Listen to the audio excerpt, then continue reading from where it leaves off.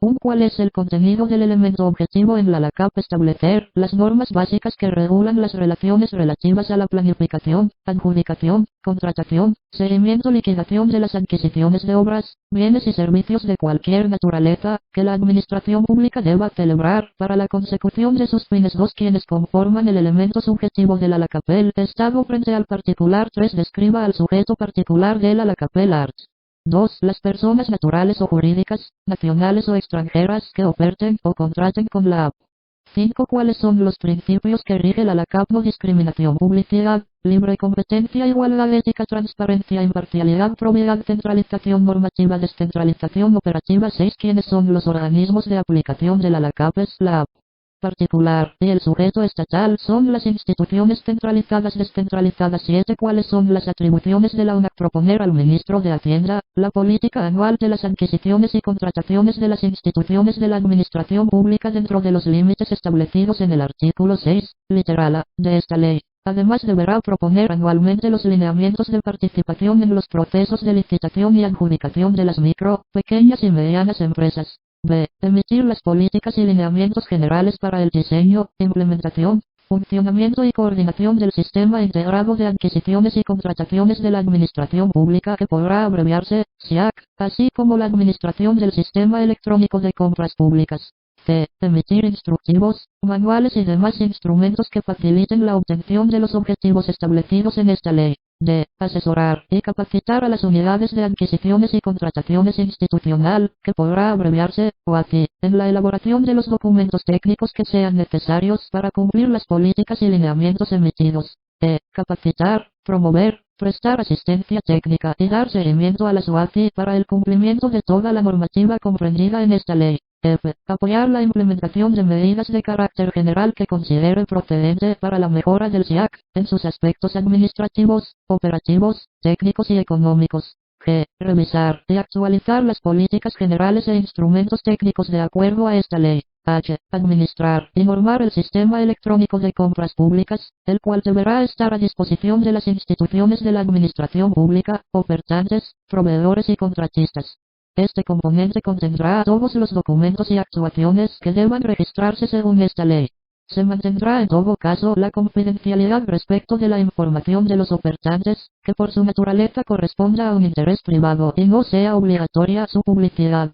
8. ¿Cuáles son las atribuciones de la OACI? Cumplir las políticas, lineamientos y disposiciones técnicas que sean establecidas por la UNAC, y ejecutar todos los procesos de adquisiciones y contrataciones objeto de esta ley. B. Ejecutar los procesos de adquisiciones y contrataciones objeto de esta ley.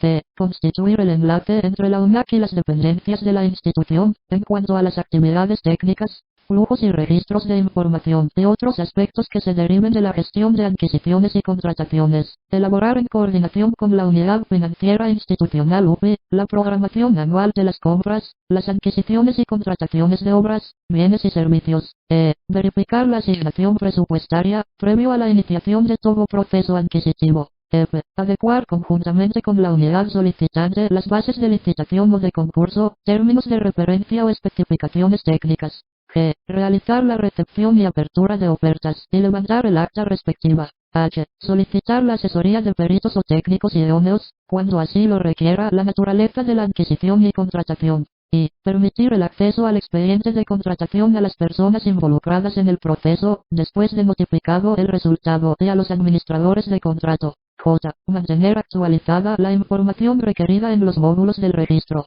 y llevar el control y la actualización del banco de datos institucional de ofertantes y contratistas de acuerdo al tamaño de empresa y por sector económico, con el objeto de facilitar la participación de estas en las políticas de compras. K. Exigir, recibir y devolver las garantías requeridas en los procesos que se requieran, así como gestionar el incremento de las mismas, en la proporción en que el valor y el plazo del contrato aumenten.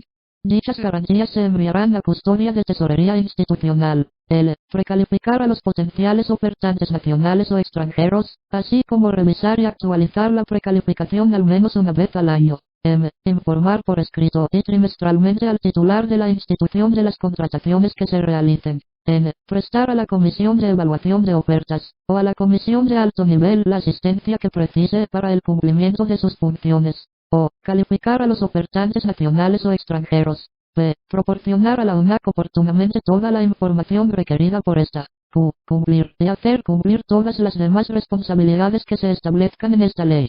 9. ¿Cuál es el procedimiento para centralizar normatividad? No se puede. 10. ¿Cuál es el procedimiento para centralizar operatividad? No se puede. 11. ¿Qué requisitos debe cumplir el contrato de arrendamiento de bienes muebles según la LACAP que compadezca el fiscal art. 193.522 LACAP. 12. ¿Qué requisitos debe cumplir el contrato de arrendamiento de bienes inmuebles según la LACAP? Ninguno, porque está fuera de la legislación de la LACAP. 13. Cuando opera el rescate, la institución fundamentada en razones de interés público pone fin al contrato antes del vencimiento del plazo pactado y asume la administración directa en la ejecución del servicio correspondiente. Esta forma de extinción opera únicamente en los contratos de concesión de obra pública o de servicio público.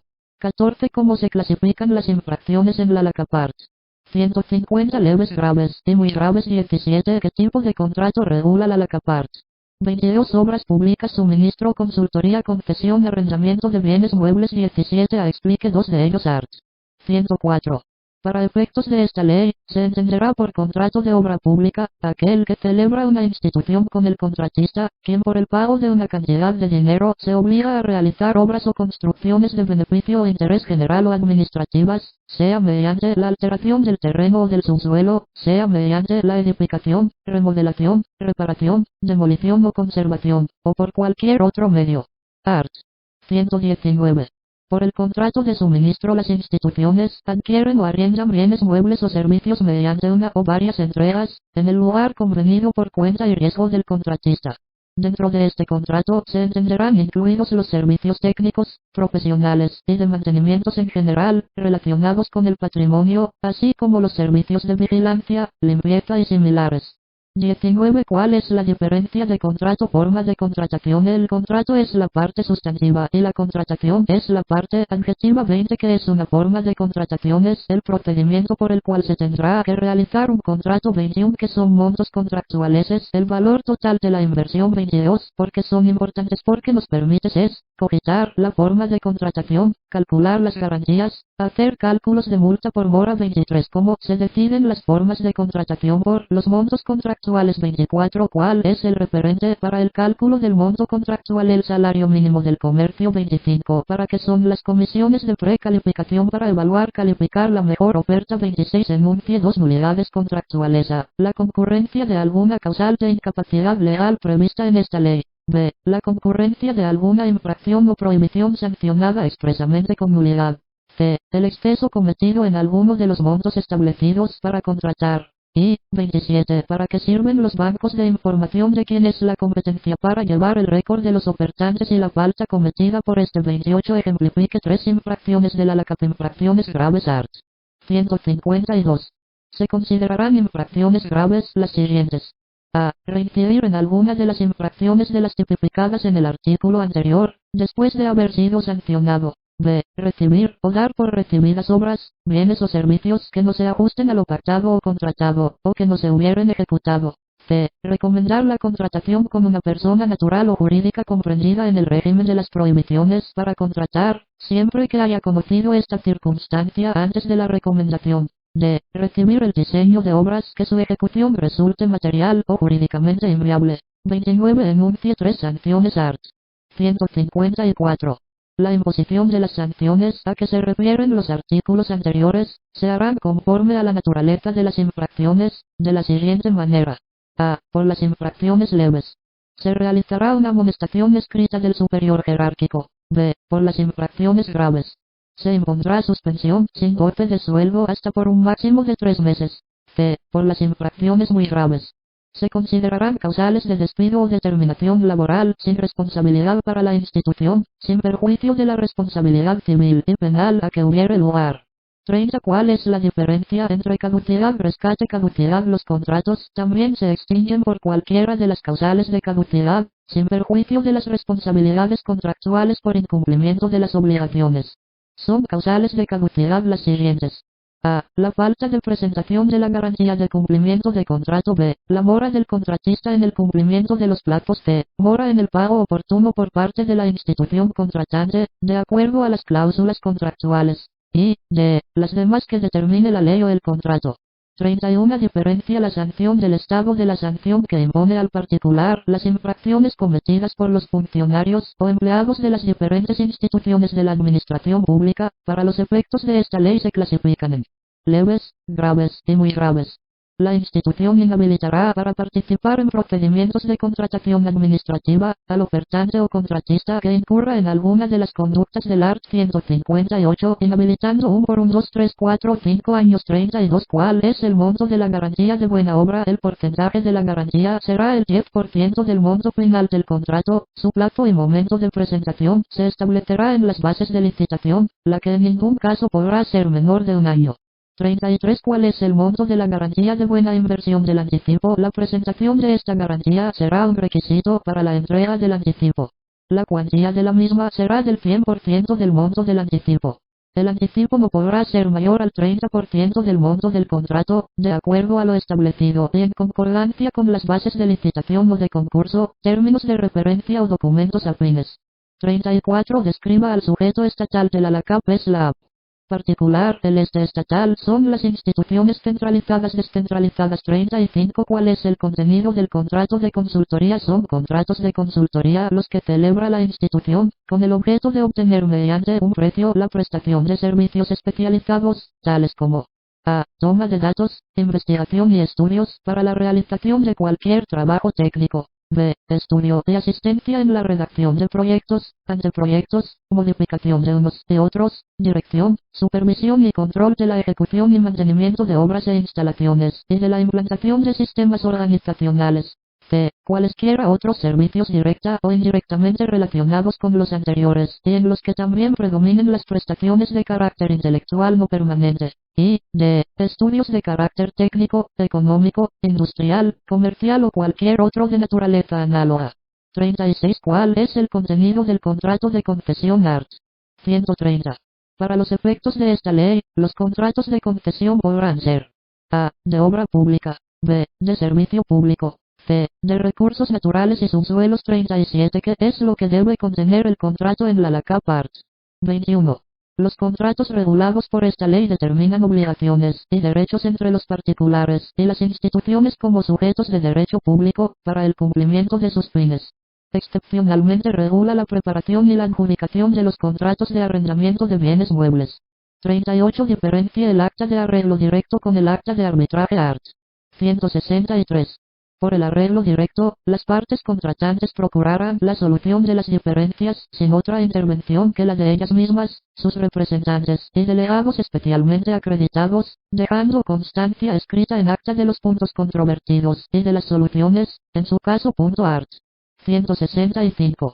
Intentado el arreglo directo sin hallarse solución a las diferencias, alguna de las diferencias, podrá recurrirse al arbitraje en derecho o al arbitraje técnico, con sujeción a las disposiciones que les fueren aplicables de conformidad a las leyes pertinentes, teniendo en cuenta las modificaciones establecidas en este capítulo. Dominio según Mayer y Zanabini, entre ellos, si bien reconoce el carácter dominical de los cementerios, dicen que estos constituyen el servicio público municipal. El cementerio constituirá un servicio público, en tanto la sepultura traduciría el uso de ese servicio. Este criterio no es aceptable a que el comentario, considerando como tal, no es un servicio público, en tanto la sepulta aducía el uso de ese servicio. Ese criterio no es aceptable a que el cementerio, considerándolo como tal, no es un servicio público, sino que un bien de dominio público en el Estado, aparte de consentir su uso por los administrados, presta el servicio público de inhumaciones. Tres aspectos muy importantes. Servicio público. Noción de servicio público. 1. Se puede hablar de una actividad administrativa de servicio público.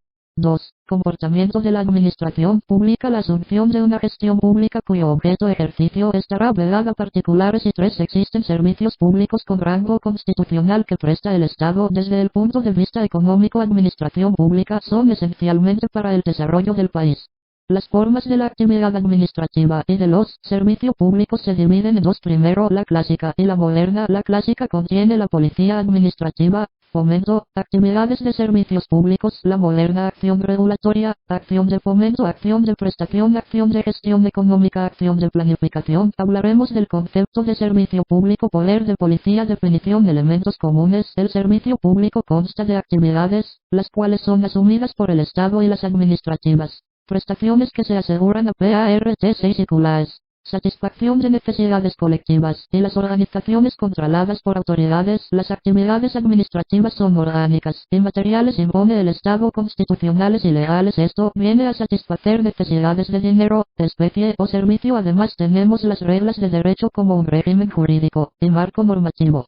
La determinación de los servicios públicos son en generalidades o criterios. En las generalidades tenemos que no noción precisa de servicio público, ampliación de los cometidos estatales, y en lo estatales la disposición constitución o de la ley y voluntad del Estado. Los servicios públicos tienen una serie de características: 1. Continuidad, 2. Mutabilidad, 3. Igualdad, 4. Obligatoriedad, 5. Desinterés. Continuidad es la prestación inmediata del servicio. Regularidad del servicio, no puede haber interrupción del servicio. Los derechos colectivos se encuentran limitados. Mutabilidad es el alcance del concepto. El interés puede variar, se puede adaptar al cambio del criterio de interés. La administración puede modificar la organización, modificar el funcionamiento. Igualdad, esta prestación del servicio cumple condiciones, todos se encuentran sometidos a las mismas normas. Acceso a las personas, prestación del servicio, cargos afectado. La obligatoriedad, debe de la administración de prestar el servicio, solo puede suspenderlo, retirarlo por causa legal. La suspensión genera es la fuerza mayor. Liquidación. Reparaciones. Desinterés no tiene fines de lucro, puede imponerse una tasa por la prestación, puede ser prestado sin costo, el importe puede cubrir costos y beneficios. El poder de policía, por su parte, sería la noción que describe la potestad que tiene el Congreso, no la administración, dentro del marco de la Constitución y bajo el principio de razonabilidad, y por cierto bajo control judicial, de limitar los derechos de los individuos en pro del bien común, para satisfacer principios del bien general.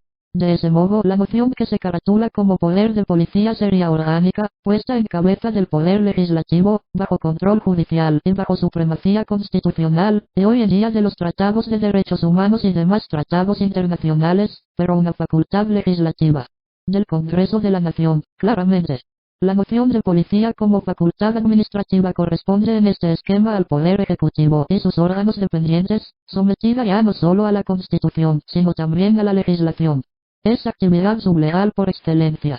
El problema quizás empiece allí, algunos se confunden por error o a propósito y comienzan a hablar de estas frases suponiendo, en un imperdible salto de lógica, que si se trata de cuestiones de policía y de poder de policía que implican la preservación del bienestar general, moralidad, seguridad, salubridad, ética, todo se puede hacer porque para eso están el Estado, el derecho y las normas. Pero es obvio que ello no sería en absoluto un razonamiento válido porque al derecho hay que fundarlo mejor. No puedo decir, por razones de poder de policía voy a hacer tal cosa y creer que ya está fundado. Tengo que fundarlo un poco más. Y ese un poco más es el fundamento de siempre. Si yo quiero saber si puede haber una intervención del Estado en alguna rama posible de cualquier actividad humana, económica, productiva, industrial, personal, sea pública o privada, tengo que preguntarme primero si tengo un sustento normativo en la Constitución y en la ley, para que luego la acción de la administración se encuadre en ese sustento normativo. ¿Necesito darle a esto algún nombre? Creo que no. ¿Ayuda darle algún nombre? Creo que tampoco, que incluso perjudica. Si uno lograra usar estas palabras sin enredarse no habría problemas. Así ocurre con la actividad de fomento, su utilización no da lugar a equívoco alguno. No ayuda pero tampoco perjudica al razonamiento jurídico práctico.